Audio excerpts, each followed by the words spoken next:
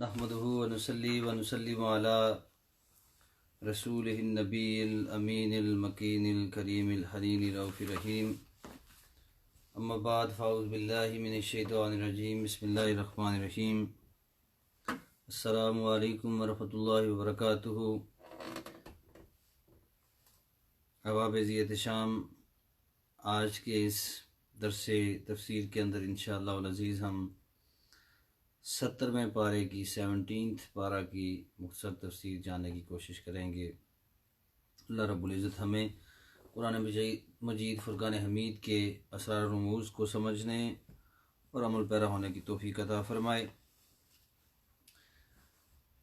70ویں پارے کا آغاز ہوتا ہے، اللہ رب العزت ارشاد فرماتا ہے اقترب للناس حسابهم وهم فی غفلۃ معرضون، کہ قریب آ گیا ہے لوگوں کے لیے ان کے اعمال کے حساب کا وقت، یعنی قیامت کا ذکر ہو رہا ہے۔ مختصر یہ اس آیت میں قیامت کا ذکر ہو رہا ہے اور وہ غفلت میں منہ پھیرے ہوئے ہیں۔ انسان کی جو جمع پونجی ہے اعمال کی، اس کے حساب کا وقت آ چکا ہے اور انسان غفلت میں ہے۔ اب وہ وقت کتنا قریب ہے، قیامت کب آئے گی، یہ اللہ اور اس کا رسول بہتر جانتا ہے، لیکن یہ ہے کہ انسان کو ایک لمیٹڈ، ایک معینہ زندگی دی گئی ہے اس کائنات میں۔ تو جو بندہ اس دنیا سے چلا جاتا ہے اس کی قیامت تو آ جاتی ہے، اس کا حساب و کتاب تو شروع ہو جاتا ہے۔ تو اس لیے اس قیامت کے لیے، اس حساب و کتاب کے لیے ہمیں ہر وقت تیار ہونا چاہیے، کمر بستہ رہنا چاہیے، ہمارے اعمال کے اندر اجلا پن ہونا چاہیے، ہمارے اعمال ستھرے ہونے چاہیے، ہمارا اعمال نامہ اچھا ہونا چاہیے، تاکہ نہ جانے کب ہم رخت سفر باندھ لیں، نہ جانے کب ہم اس سفر پر چل نکلیں اور ہماری زندگی کا اختتام ہو جائے۔ تو ہمیں ہر وقت ہمتاً گوش ہو کر، ہمتاً اس پیغام کے لیے جو اس کو لبیک کہتے ہوئے اس کے لیے ہمیں تیاری کرنی چاہیے کہ کب نہ جانے ہماری اس دنیا سے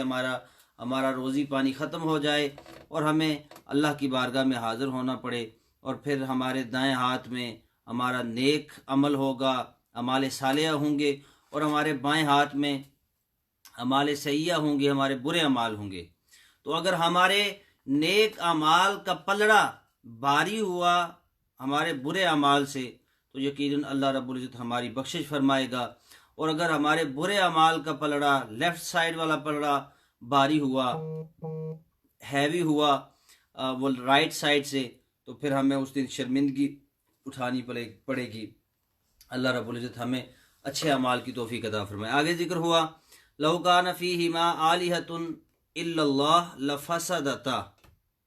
ذکر ہو رہا ہے کہ اللہ رب العزت کی وحدانیت کا ذکر ہو رہا ہے اور اس کی حکمت کا ذکر ہو رہا ہے کہ اگر زمین و آسمان میں دو خدا ہوتے تو اس کا نقصان کیا تھا۔ تو فرمایا کہ اگر دو خدا ہوتے یا دو سے بھی زیادہ خدا ہوتے تو ان کا نقصان یہ تھا کہ ہر وقت ان کی آپس میں لڑائی لگی رہتی۔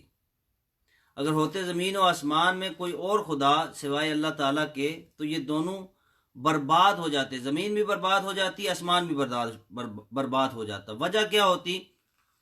کہ آپ گھر میں دیکھیں 4 سے 5 بندے ہوتے ہیں تو کسی نہ کسی موضوع پہ ان کی اختلاف رائے ہوتی ہے، لڑائی جھگڑا بھی ہوتا ہے، لیکن کائنات، اتنی بڑی کائنات جس کو چلانے والا فقط اللہ ہے، اگر اس کا کوئی ساجی ہوتا، اس کا بیٹا ہوتا، اس کی بیوی ہوتی معاذ اللہ، اس کا کوئی شریک ہوتا اس میں، اور تو یقیناً اس میں فساد ہوتا۔ ایک خدا کہتا بارش ہونی چاہیے، دوسرا کہتا بارش نہیں ہونی چاہیے، ایک کہتا آج دھوپ ہونی چاہیے، دوسرا کہتا نہیں آج تو بارش ہونی چاہیے، کوئی کسی کو مارنا چاہتا، کوئی کسی کو زندہ کرنا چاہتا، تو اس میں تو لڑائی جھگڑا ہوتا، فتنہ و فساد ہوتا۔ تو فرمایا کہ اس پوری کائنات کا خالق صرف اللہ رب العزت ہے، اس کا کوئی شریک نہیں ہے، کوئی ہم اثر نہیں ہے اس کا۔ پھر آگے ذکر ہوا چل کے، یہ سورہ انبیاء کو ہم پڑھ رہے ہیں، کل نفس ذائقۃ الموت، ہر ذی روح نے، ہر ایک انسان نے موت کا ذائقہ چکھنا ہے۔ اب اس آیت کی حکمت کیا ہے؟ مفسرین نے لکھا کہ جب آقا علیہ الصلوۃ والسلام کا دائرہ تبلیغ وسیع ہوتا گیا اور کفار اپنا ہر حربہ استعمال کرنے کے باوجود بھی اس کو روکنے میں ناکام رہے تو وہ اپنے دل کو جھوٹی تسلیاں دینے کے لیے انہوں نے یہ کہنا شروع کر دیا کہ معاذ اللہ یہ تو چلے جائیں گے، جانا تو خیر ہر ایک نے اس دنیا کو چھوڑ کے جانا ہے، تو انہوں نے کہا کہ یہ تو ختم ہو جائیں گے مسلمان، اور معاذ اللہ حضور اسلام بھی مٹ جائیں گے، تو اس طرح یہ آہستہ ایسا یہ جو فتنہ اسلام ہے ان کے نزدیک، اللہ اسلام کو پھلتا پھولتا اور بڑھاتا رہے اسی طرح، تو ان کے نزدیک یہ جو اسلام ہے یہ مٹ جائے گا بہت جلد۔ تو اس میں اللہ رب العزت نے فرمایا کہ ہر ایک نے موت کا ذائقہ چکھنا ہے، اگر میرے محبوب نے اس دنیا کو چھوڑ کے جانا ہے اور مسلمانوں نے اس دنیا کو چھوڑ کے جانا ہے، تو تم نے کون سا اس دنیا میں باقی رہنا ہے، ہر ایک نے یہاں سے جانا ہے۔ اور اگلی بات بڑی خوبصورت ارشاد فرمائی، وَنَبْلُوكُمْ بِالشَّرِّ وَالْخَيْرِ فِتْنَةً، اور ہم خوب آزماتے ہیں تمہیں اچھے اور برے حالات سے دوچار کر کے۔ یہ بات بڑی خوبصورت بات ہے، اور یہ قرآن نے جو بیان فرمائی کہ اللہ رب العزت فرماتا ہے کہ وہ ہر ایک کو آزماتا ہے اور آزمائے گا کہ اچھے اور برے حالات سے۔ جب انسان پر اچھے حالات ہو، یعنی اس کے ہاں دولت کی فراوانی ہو، کثیر تعداد میں اس کے پاس مال ہو، اللہ نے اس کو اولاد جیسی دولت سے نوازا ہو، اور اس کے پاس اچھا بزنس ہے، اچھا مکان ہے، اچھی چیز ہے، اس کے پاس ایک کثیر تعداد میں مال و دولت ہے، صاحب ثروت ہے، اللہ نے بڑا فضل فرمایا ہوا ہے، تو فرمایا یہ وقت جو ہے یہ بھولنے والا نہیں ہے، یہ وقت بھی اس کی طرف سے آزمائش ہے۔ اچھا وقت، نعمتوں کا آپ کے پاس ہونا، دولت ہونا، اقتدار ہونا، حسن ہونا، جوانی ہونا، یہ ساری چیزیں جو اللہ کی طرف سے نعمتیں ہیں، اللہ فرماتا ہے کہ میں ان کو دے کر تمہیں آزماتا ہوں، کہ دیکھتا ہوں کہ پھر بھی تم مجھے یاد کرتے ہو۔ اور پھر فرمایا کہ جو برا وقت ہوتا ہے اس سے بھی اللہ تمہیں آزماتا ہے، کسی مصیبت میں ڈال کر، تکلیف میں ڈال کر، اولاد کو چھین کر، بیوی کو چھین کر، بزنس کو چھین کر، صحت کو چھین کر، بیماری دے کر، اور دیگر کتنی ایسی فصلیں تباہ ہو جاتی ہیں، بزنس لاس ہو جاتا ہے، کہ آپ کے کسی عزیز کا دنیا سے چلا جانا ہو جاتا ہے، اور اس طرح کی دیگر جتنی بھی مصیبتیں ہوتی ہیں، اللہ رب العزت فرماتا ہے کہ ان ساری مصیبتوں کو جب وہ اللہ دیتا ہے، مصیبتوں میں ڈالتا ہے، تو یہ وقت بھی، برا وقت بھی تمہارے لیے آزمائش ہوتا ہے، کہ اس وقت میں تم اپنے اللہ کو کیسے یاد کرتے ہو، کیا اس پر شور و غوغا کرتے ہو، اس پر اللہ سے ناراض ہوتے ہو، شکوہ گناہ ہوتے ہو، یا کہ اللہ رب العزت کی بارگاہ میں جھکتے ہو اور اس سے مدد طلب کرتے ہو اور اس کی بارگاہ میں عرض کرتے ہو کہ مالک نعمتیں دینے والا بھی تو تھا، اور اگر لی ہیں تو وہ بھی تو نے لی ہیں، ہم تیری رضا میں راضی ہیں۔ تو یہ جب انسان اس چیز کو اپنا لیتا ہے تو پھر انسان سکھی ہو جاتا ہے، پھر اسے کسی چیز کا دکھ اور ملال نہیں رہتا، وہ کہتا ہے کہ یہ نعمتیں جو میرا بزنس لاس ہوا، اولاد کو اللہ نے اٹھا لیا، یا اور کوئی نعمت میری اس دنیا سے چلی گئی، تو یہ نعمتیں دینے والی بھی تو اللہ کی ذات تھی نا، اس نے دی تھی، اس نے لے لی ہیں، تو کیا غم ہے، وہ پھر بھی دینے پر قادر ہے۔ تو اللہ اس حال میں، جس حال میں رکھے اس میں انسان کو خوش رہنا چاہیے۔ وَإِلَيْنَا تُرْجَعُونَ، اور آخر کار تم سب کو ہماری طرف ہی لوٹ کر آنا ہے۔ آگے ذکر ہوتا ہے جناب ابراہیم خلیل اللہ علیہ السلام کا، یہ بڑا خوبصورت ذکر ہے، میں کوشش کروں گا اختصار کے ساتھ اس کو بیان کروں۔ قُلْنَا يَا نَارُ كُونِي بَرْدًا وَسَلَامًا عَلَىٰ ابراہیم، اور جب ہم نے آتش کدہ میں پھینکا گیا، یعنی جب ابراہیم علیہ السلام کو آتش کدہ میں پھینکا گیا تو ہم نے فرمایا، ہم نے حکم دیا اس کو، یعنی آگ کو حکم دیا اللہ رب العزت نے کہ سلامن بردم و سلامن علی ابراہیم، کہ ابراہیم علیہ السلام پر ٹھنڈی ہو جا اور سلامتی والی بن جا۔ اللہ رب العزت نے آگ کو حکم دیا۔ یہ جو سورہ ہے یہ سورہ انبیاء ہے، اس میں بہت سے انبیاء کا ذکر ہوا، جس میں جناب ابراہیم علیہ السلام ہیں، لوط علیہ السلام ہیں، موسیٰ علیہ السلام ہیں، عیسیٰ علیہ السلام ہیں، ہارون علیہ السلام ہیں، یعقوب علیہ السلام، نوح علیہ السلام، داؤد علیہ السلام، سلیمان علیہ السلام، حضرت ایوب علیہ السلام، اسماعیل علیہ السلام، ادریس علیہ السلام، اور حضرت ذوالکفل، اور حضرت یونس، حضرت زکریا، حضرت یحییٰ، اور اس طرح دیگر انبیاء، تقریباً 17 انبیاء کا ذکر اس آیت میں کم و بیش ہوتا ہے، کہ جن پر اللہ رب العزت کی نے اپنے انعام اور اکرام کا ذکر کیا، اور مختلف ان سے ریلیٹڈ واقعات کو بھی ذکر کیا، چونکہ وقت نہیں ہوتا اتنا۔ اور پھر آخر میں حضور علیہ الصلوۃ والسلام کا بھی ذکر فرمایا۔ تو اس میں سے ان سارے انبیاء میں سے ایک ہی جناب ابراہیم علیہ السلام کا میں ذرا ڈیٹیل سے آپ کو بتا دیتا ہوں کہ جناب ابراہیم علیہ السلام کو اللہ رب العزت نے اپنی خلت سے نوازا ہوا تھا، آپ کو اپنا خلیل بنایا ہوا تھا، اپنا دوست بنایا ہوا تھا، اور پھر آزمائش کا وقت بھی آتا رہتا۔ تو آپ نے جب فرعون آپ کے جو دور میں جو بادشاہ تھا اس کا نام نمرود تھا، بڑا ظالم اور جابر بادشاہ تھا، اس نے بھی خدائی کا دعویٰ کیا ہوا تھا۔ تو اس کے ساتھ جب آپ کا ٹاکرا ہوا، مختصر یہ کہ جب اس نے ہر طرح سے حربے کیے گئے، کوشش کی گئی، جناب ابراہیم علیہ السلام نہ رکے اپنے اس اقدام سے، توحید کی تبلیغ سے، تو انہوں نے فیصلہ کیا کہ ابراہیم کو آگ میں ڈالا جائے۔ اب اس کے لیے تیاریاں کی گئی، لوگوں نے منتیں مانگی دور دور سے، ظاہر ہے مذہبی ایک جوش و جذبہ ہوتا ہے۔ اور میں یہ بات بتاتا چلوں کہ ہر مذہب کا ماننے والا اپنے مذہب سے اتنا ہی پیار کرتا ہے جتنا کہ ہم اسلام سے پیار کرتے ہیں۔ یعنی جس قدر بحیثیت مسلمان مجھے اپنے نبی سے، اپنے دین سے، کعبۃ اللہ سے، اللہ کی ذات سے، اپنے مبارک اور مقدس ہستیوں سے، اپنے مبارک اور مقدس مقامات سے جتنا مجھے پیار اور محبت ہوگا، اتنا ہی ایک ہندو کو اپنے مذہب کے ساتھ اور ان کی جو مقدس ہستیاں ان کے ساتھ ہوگا، اتنا ہی کسی سکھ کو، اتنا ہی کسی عیسائی کو، اتنا ہی کسی یہودی کو، یعنی ہر مذہب کا ماننے والا اس مذہب کے ساتھ اتنا ہی پیار کرتا ہے جتنا کہ ایک مسلمان اپنے مذہب کے ساتھ پیار کرتا ہے۔ تو ان کو بھی اپنے مذہب کے ساتھ بڑا پیار تھا، اس کو نمرود کے ماننے والے تھے وہ، اور اس میں انہوں نے منتیں مانگی، ہمارا فلاں کام ہو جائے تو ہم یہ کریں گے وہ کریں گے، اور آگ کی اتنے گٹھے ہم آگ کے یہاں پہ ڈالیں گے۔ خیر لوگوں نے لکڑیاں اکٹھی کی اور آگ کو جلا دیا گیا، اور ایک اس قدر بڑے پیمانے پہ آگ کو جلایا گیا کہ وہاں پہ جو چرند پرند تھے وہ بھی وہاں سے بھاگ گئے۔ اب مسئلہ یہ پیدا ہوا کہ اب ابراہیم کو علیہ السلام کو آگ میں ڈالا کیسے جائے، کیونکہ آگ تو اس قدر وہ شعلے اس کے بھڑک رہے تھے کہ کوئی انسان اس کے قریب نہیں جا سکتا تھا۔